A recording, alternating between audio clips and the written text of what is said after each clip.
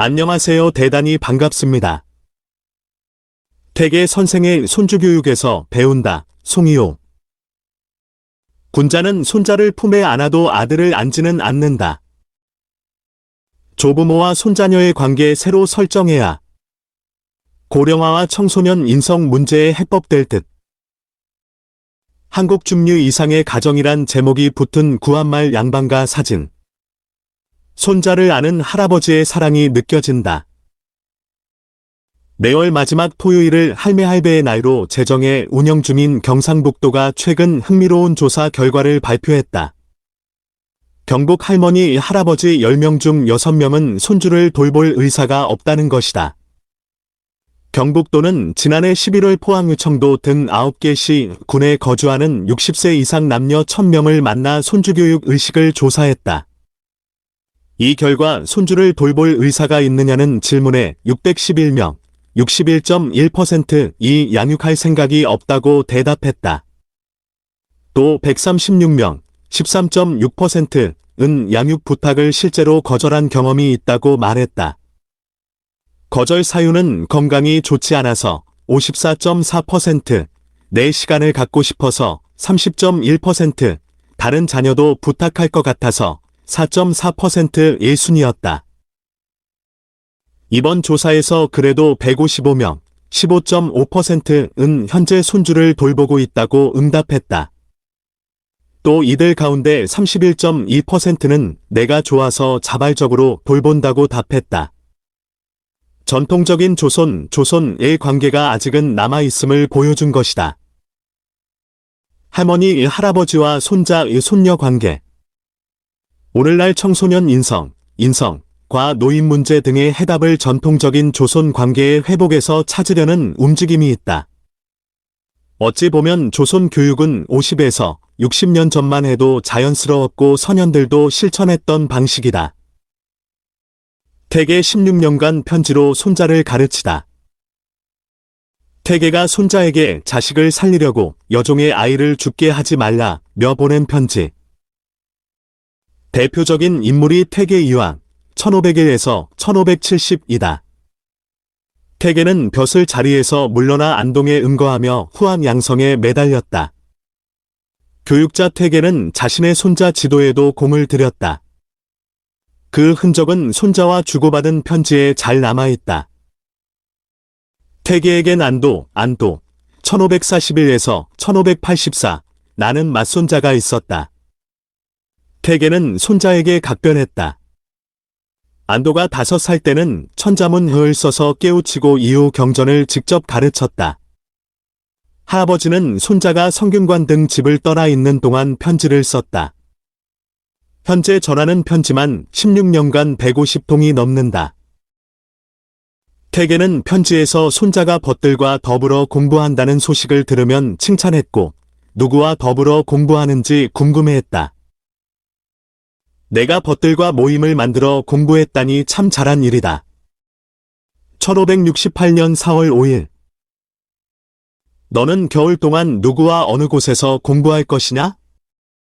1569년 10월 28일. 또 좋은 선비가 있으면 교제하며 배울 것을 권했다. 김근공은 편지를 보니 사람됨을 알 수 있겠구나. 내가 그와 사귀면서 배울 수 있으면 좋겠다. 1563년 2월 하순. 태계는 공부만 강조하지 않았다. 도리에 어긋날 때는 손자를 주넘이 꾸짖었다. 1568년 3월 안도는 서울 처가에서 아들을 얻는다. 문제는 태어난 창양이 모유 부족으로 건강이 좋지 않은 점이었다. 그래서 안도는 3살 때까지 모유에 의존하던 창양이 있는 서울 처가로 여종을 보내려 했다. 그런데 당시 여종은 아이를 출산한 지 몇 달이 채 지나지 않은 때였다. 금수저의 흙수저에 대한 횡포 같은 것이었다. 듣자 하니 젖을 먹일 여종 학덕이가 태어난 지 서너 달 된 자기 아이를 두고 서울로 올라가야 한다더구나. 이는 그 아이를 죽이는 것과 다름없다. 근사록 회엔 남의 자식을 죽여 자기 자식을 살리는 건 매우 옳지 않다고 했다. 지금 내가 하는 일이 이와 같으니 어쩌면 좋으냐. 1570년 4월 5일. 태계는 여종의 아이가 죽을 먹을 수 있을 때까지라도 여종의 서운행을 연기하고 꼭 데려가야 한다면 여종의 아이까지 함께 보내는 게 마땅하다고 편지에 썼다. 여종은 상경하지 않았다. 그 이후 창향이 죽고 만다. 사람의 도리를 다한다는 것은 그만큼 어려운 결단이다. 예의도 가르쳤다. 내 편지를 보니 문장이 끝나는 곳에 할 따름입니다. 이 나는 글자를 자주 쓰더구나. 그러나 어른들께 올리는 편지에는 이 글자를 쓰면 안 되니 그리 알 거라. 1561년 1월 21일. 할 따름입니다라는 말은 단정투여서 공손하지 않다는 것이다. 또 태계는 손자를 비판하는 사람의 말을 낱낱이 그대로 전하면서 신중한 처신을 당부하기도 했다. 듣자 하니 권어문이 이안도는 사람이 좋기만 한 것이 아쉬운 점이라고 했다는구나. 그리고 김난상은 이안도가 아무개의 손자라서 견문 있는 괜찮은 사람으로 생각했더니 이제 보니 사리분별도 할 줄 모르는 사람이었다고 했다는구나. 너는 무엇 때문에 이런 비방을 듣고 있느냐? 1569년 10월 28일. 이처럼 태계는 다른 사람에겐 온화하되 손자에겐 엄격한 대인춘풍, 직이추상의 자세를 견지했다. 물론 인간적인 면모도 있었다. 편지 군데군데 손자 사랑과 신뢰가 드러난다. 지금 안동부에서 보내온 방목을 보고 내가 입격했다는 걸 알았다. 비록 유행인 줄은 아나 나도 모르게 남학신 굽이 부러진 줄도 모르고 크게 기뻐했다. 1561년. 손자의 시험 합격 소식을 듣고 엄정한 태계조차 기쁜 속마음을 감추지 못했던 것이다. 손자 합격 소식 듣고 태계도 기쁨 못 감춰. 볼상 앞에 앉아있는 손자 뒤로 할아버지의 모습이 보인다. 김홍도의 모당 홍의상 평생도 초도호연. 할아버지의 가르침을 받은 손자는 어떻게 됐을까? 손자는 할아버지의 일을 이었다. 태계는 손자의 역량을 인정했다. 태계는 자신이 심혈을 기울인 성학십도의 정리를 손자에게 맡겼다. 손자는 할아버지가 별세하자 마지막 순간을 기록한 고종기를 남겼다. 태계의 제자들은 스승의 글을 모으면 손자와 의논했다. 누구보다 태계의 뜻을 잘 알고 있어서다. 태계의 손자 교육은 이랬다. 조부모가 손주의 버릇을 들이는 건 핵가족이 되기 전까지 우리 사회의 관행이었다. 대가족을 이룬 전통사회에서 육아나 훈육은 생업과 가사에서 한 발 물러나 있는 조부모가 맡는 것이 일반적이었다. 대가족은 아이가 6, 7세 철이 들면 여아는 안채에 남고 남아는 사랑채로 건너간다. 아이는 거기서 조부나 증조부와 함께 지낸다. 잠자리에 들면 할아버지는 손자에게 시조부터 차례로 조상 이름을 손가락으로 등 허리에 쓰게 한다. 틀리면 할아버지가 손자의 등에 다시 쓴다. 전통적으로 아버지와 아들은 일정한 거리를 두었다. 얘기 곡내 편에는 군자라면 손자는 안아도 아들은 앉지 않는다 라는 말이 나온다. 육아에선 전통적으로 자신의 아들을 직접 가르치지 않는 것을 불문율로 삼았다. 냉자 이루 편에는 그 까닭을 세불행야 교자필이정 이정불행 개지이노 칙반이에 세불행야 교자필 이정불행 개지이노 칙반이에 아버지와 아들은 새가 통하지 않는 까닭의 올바름을 가르칠 때 통하지 않으면 화를 내고 이로써 서로 해치게 된다고 설명한다. 즉 아버지가 자식을 직접 가르치다 보면 기대가 지나쳐 화를 내고 부모 자식 간 갈등이 불거지면서 오히려 독이 된다는 것이다. 부자는 가르치다 자칫 그르칠 수 있는 관계. 하지만 조부모는 한 세대를 건너뛰는 관계인 만큼 조급한 감정 표출 대신에 느긋하고 절제된 자세로 대하게 된다. 이른바 격대교육의 장점이다. 조부모와 떨어져 사는 오늘날도 이런 정신을 지키는 사람은 있다. 경북도의 할매할배 의식을 조사했던 김미옥 58씨는 조선 교육의 소중함을 실천하는 할머니도 적지 않게 있었다, 고 말했다. 김 씨에 따르면 한 할머니 63는 6개월째 경북 군위에서 외손녀 4를 돌보고 있다. 40대 딸은 대구에서 직장을 다닌다. 할머니는 외손녀를 어린이집에 보내고 돌아오면 동화책을 읽어준다. 또 같이 장난감을 만지며 놀아준다. 이러다 보니 외손녀는 할머니와 친해졌다. 아이가 할머니 말만 들을까 봐 엄마가 오히려 걱정할 정도다. 딸은 훈육도 부탁했다. 딸은 주말이면 간식을 마련해 군이를 찾는다. 김 씨는 손녀와 지내는 할머니가 그렇게 인자할 수 없었다, 고 분위기를 전했다. 조선시대에는 퇴계의 편지 이외에도 손자를 키우는 할아버지의 일기가 전할 만큼 조선 교육의 전통이 뚜렷했다. 양아록 묵제 이문건이 유배지에서 얻은 손자를 키우면서 16세까지 기록한 양육일기다. 사진 이택진 조선 중기 묵제 이문건 1494에서 1567은 양아록을 남겼는데 오늘날로 치면 육아일기다. 승정원 좌부승지까지 지낸 묵제는 사화에 연루돼 고향인 경북 성주에서 귀양살이를 하던 중 손자 수봉 1551에서 1594를 얻는다. 유배 생활이 시작되자 가족은 그곳으로 거처를 옮겼고 외아들은 수봉이 태어난 지 6년 만에 죽었다.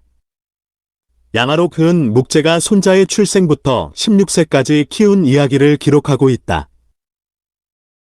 이 일기는 중원대 한국학과 이상주 63 교수가 1996년 세상에 처음 알렸다. 묵제는 유배지에서 삶을 마쳤다. 그 뒤 가족은 묵제의 처가인 충북 괴산군 문광면으로 옮겼다. 이 교수는 묵제의 후손이 살았던 마을에 이웃에서 살았다. 그는 묵제가 퇴계 율곡 등 당대에 이름난 학자들과 교유했다는 말을 들었다. 1989년 한문학을 공부하던 그는 종손을 만나 묵제가 남긴 서책을 보게 된다. 거기서 양아록이란 일기를 발견했다. 이 교수는 손자를 기르며 연령별 특징과 질병의 치료, 그 시대 풍속까지 적은 희귀한 기록이라며 현존하는 가장 오래된 육아일기라고 평가했다. 묵제의 육아일기를 들여다보자. 10여 세까지 잘 보살펴주어 혈기가 거의 안정되고 정신과 식견이 성숙하면 응당제 몸가짐 가벼이 하지 않겠지. 그런 후에 명운이 안정되어 재앙 질병 횡액을 면하리다. 일기에 남은 조선 중기의 조선 교육. 양아록을 남긴 묵제 이문건, 내니과 손자, 아들이 차례로 묻혀있는 묘소의 모습. 묵제의 묘는 2012년 경북 성주에서 충북 괴산으로 이장됐다. 경기를 일으키니 안타깝다. 1555년 12월 난 제목 아래 붙인 시 형식의 일기다. 1555년 동짓달 초여세에는 손톱을 다친 기록도 등장한다. 9월 초 손상을 입었는데 10월 보름께 상처가 아물고 동짓달 초에 손톱이 살아났다는 것이다. 옛날의 증자는 수족을 온전히 보존하여 오랜 세월 아름다운 자취로 추앙받았으니 손자는 모름지기 이런 뜻을 유념해서 펄끝 하나라도 감히 회상치 마라. 일기에는 손자가 이지를 앓고 더위를 먹은 이야기 등 질병과 사고 등이 낱낱이 적혀있다. 이가 도달하고 걸음마를 하고 말을 배우는 등 성장발달 사항도 기록했다. 조급증을 경계하고 술 버릇을 탄식하는 등 나쁜 버릇을 걱정하는 내용도 있다. 아이의 종아리를 때리는 건 내가 악독해서가 아니여 아이의 나쁜 습관을 금지시키기 위해서라. 만약 악습을 금지시키지 않으면 고질이 되어 끝내 금지시키기 어려우리. 악습의 기미는 초창기에 바로 꾸짖고 금해야 하는 법. 종아리를 때리고 나서 1560년 단오 뒤 일을 난 제목이 붙어있다. 손자가 화를 내기에 종아리를 때려 깨우친다는 내용이다. 손자 숫길 어렸을 적 이름은 행동이 거친 편이었다. 수가 틀리면 단칼에 그네를 끊어버리고 눈을 부릅뜨고 화를 내기도 했다. 운주도 잦았다. 할아버지가 회초리를 들고 악습을 조기에 바로잡으려 노력하는 모습이 군데군데 나타난다. 묵제는 일기를 쓴 이유를 스스로 이렇게 적었다. 아이 기르는 일을 기록하는 것은 내가 할 일이 없어서다. 노년에 귀양살이하는데 버탈 동료가 적어졌고 별 계책이 없어 생산에 일을 도모하지 못하는 처지다. 아내는 고향으로 돌아가 외로이 지내는 처지에 오직 손자 재롱을 보면서 나를 보낸다. 손자 교육은 이렇게 여유 속에서 이뤄졌다. 이호 수봉은 임진왜란 때 경문을 쓰는 등 활동하고 자신의 공에 대한 포상을 사양하는 사람이 됐다고 전해진다. 양아로 그은 조선 교육의 생생한 기록이다. 양아로 그은 현재 서울시 유형문화재 373호로 지정돼 있다. 경상북도와 성주군은 공동으로 최근 양아록 흐을 어린이용 만화로 편찬했다. 묵제의 묘소는 2012년 유배지 성주에서 아들과 손자가 묻힌 괴산으로 이장대 3대가 다시 만났다. 이장 과정에서 많은 유물이 나와 충북대 박물관에 보관돼 있다. 묵제의 후손인 성주이씨 묵제공파 이일석 80 충북 증평군 종친회장은 유물은 문화재 지정을 신청하고 괴산의 기념관 건립을 추진하고 있다. 앞으로 조선 교육의 전통을 잇는 사업을 구상 중이라고 밝혔다. 조선이란 말의 뉘앙스가 달라졌다. 과거엔 정감 어린 단어였지만 지금은 결손 가정을 뜻하는 조선 가정을 먼저 떠올리게 한다. 핵가족화로 조선이 따로 사는 경우가 흔해지면서 격대교육은 기대하기 어려워졌다. 가족 간 정서 교육은 사람다운 사람을 키우는 우리 사회의 중요한 과제로 떠오르고 있다. 학교도 대신할 수 없는 교육이다. 가족 공동체 회복운동 경북도의 할매 할배의 날. 경북도가 지난 3월 26일 문경에서 개최한 할매 할배의 날의 조선 노래자랑대회 모습. 화음을 함께 맞추는 등 준비 과정에서 조선 관계가 돈독해진다. 퇴계와 묵제의 사례에서 보듯 조선 교육은 선비에게 중요한 일이었다. 요심히 앞서는 부모 자식 간 교육을 뛰어넘어 조선 교육에는 지혜가 숨어 있다. 할머니, 할아버지는 혈육의 정을 바탕으로 오늘날에도 어머니, 아버지가 해내지 못하는 부분을 보완할 수 있다. 김관용 경북도지사가 제안해 2014년 10월 지정된 할매 할배의 날은 그런 점에서 주목할 만하다. 매월 마지막 토요일인 할매 할배의 날의 손자, 손녀들이 할머니, 할아버지를 찾아뵙고 삶의 지혜를 배우는 기회로 삼고 있다. 세대를 건너뛴 조손이 주기적으로 만나 서로를 이해하고 공감하고 소통한다. 이를 통해 손자는 인성을 함양하고 궁극적으로는 끝없이 무너져 내리는 가족 공동체도 회복하자는 운동이다. 경북도는 3월 26일 할매 할배의 날을 맞아 문경에서 낭랑 콘서트를 열었다. 손주와 조부모가 팀을 이뤄 펼치는 노래 자랑이다. 조손이 출연을 위해 서로 만나 연습하면서 조손 관계를 회복한다. 열계시 군 경로당에는 조부모가 손주 세대의 언어와 사고를 이해하고 카톡, 문자 메시지 등 소통하는 방법을 교육하는 시범마을도 운영할 예정이다. 이와 함께 조부모와 중학생 손자가 함께하는 밥상머리 체험도 계획하고 있다. 지금의 할머니, 할아버지나 7080 베이비붐 세대는 어렸을 때 조부모와의 따뜻한 추억을 갖고 있는 경우가 많다. 할아버지는 손자에게 세상 살아가는 이치와 예절, 가문의 전통 등을 가르쳤다. 이제 조선 교육을 받은 마지막 세대인 7080이 하나둘 손주를 보기 시작했다. 조선 교육이란 소중한 유산을 물려받은 할머니, 할아버지와 7080세대에게는 의무가 있다. 할머니, 할아버지의 사랑을 받은 만큼 후대에게 그걸 돌려주는 것 말이다. 송희호 기자 25골뱅이 종강.co.kr 박스기사 빌 게이츠와 오바마 대통령의 외할머니 교육, 틈나면 책 읽어주고 이겨낼 때까지 기다리는 인내심. 상도 조선 교육은 크게 다르지 않다. 마이크로소프트 MS, 늘 창업한 빌 게이츠는 책 읽어주는 외할머니 아래에서 자랐다. 변호사, 아버지와 대학 사무처장, 어머니 사이에서 태어난 빌 게이츠는 어린 시절 외할머니가 키우다시피 했다. 그의 자서전 게이츠의 그 시절 이야기가 나온다. 외할머니는 틈만 나면 책을 읽어줬다. 과자를 만들어 놓고 어린 손자와 대화를 나누고 자신이 좋아하는 카드놀이도 가르쳤다. 외할머니 덕분에 빌 게이츠는 어릴 때 책벌레가 됐다. 외할머니가 가르쳐준 카드놀이는 빌 게이츠가 하버드대에서 포커로 돈을 모아 창업 자금을 만드는 밑바탕이 됐다. 미국 역사상 첫 흑인 대통령이 된 버락 오바마도 외할머니의 영향이 컸다. 부모는 오바마가 2살 때 이혼한 케냐 출신의 흑인 아버지와 백인 어머니였다. 행복한 가정과는 거리가 멀었다. 오바마는 10살부터 대학 입학 때까지 하와이에서 외조부모와 함께 살았다. 백인 노부부와 흑인 손자 가정이다. 외할머니 매들린 버넘 여사는 손자가 피부색 때문에 상처받지 않도록 세심하게 배려했다. 외할머니는 오바마를 하와이 명문 학교인 푸나우에 보냈다. 그 시절 오바마는 마약에 손을 대며 방황한 적도 있었지만 조부모는 손자가 이겨낼 때까지 기다려줬다. 오바마의 외할머니는 대통령 선거 하루 전에 세상을 떠났다.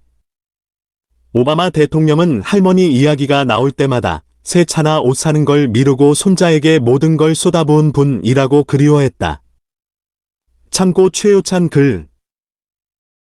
박스기사 할머니 할아버지가 서먹서먹한 손주와 소통하는 10가지 방법. 1. 구체적으로 칭찬하라. 손주가 좋은 말이나 행동을 하면 그걸 근거로 칭찬하라. 그래야 자존감을 높이고 나를 이렇게 많이 아시는구나 느끼게 만든다. 2. 손주의 말을 귀 기울여 듣고 공감하라. 손주가 심심해 라고 하면 저렇게 장난감이 많은데 뭐가 심심하다는 거야 라고 단정하지 말고 내가 많이 심심하구나 라며 공감하라. 이렇게 대화해야 마음을 열고 관계가 유연해진다. 3. 배려하라. 손주가 기뻐할 일을 미리 생각하고 실천하라. 손주가 평소 좋아하는 음식이나 하고 싶어하는 활동을 배려해보라. 4. 감사 문자를 보내라. 직접 칭찬하는 것이 익숙지 않다면 전화하거나 휴대전화 문자를 날려라. 할머니는 내가 손주인 사실만으로도 감사해 등의 표현은 조손 관계를 증진시킨다.